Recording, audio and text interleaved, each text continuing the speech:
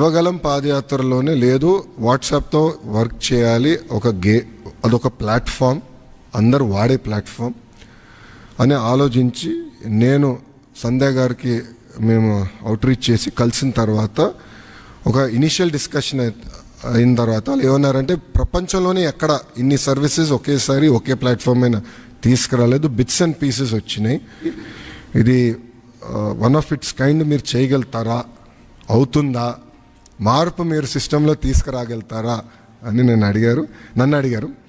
So October 22, 2024లో ఢిల్లీలో MOU ఒప్పందం కుదుర్చుకుంటాం జరిగింది.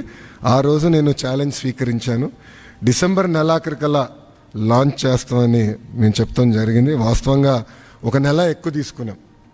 సో 3 నెలలు 9 రోజుల తర్వాత, అంటే MOU సంతకం పెట్టిన 3 నెలలు 9 రోజుల తర్వాత ఇది లాంచ్ చేస్తాం జరిగింది.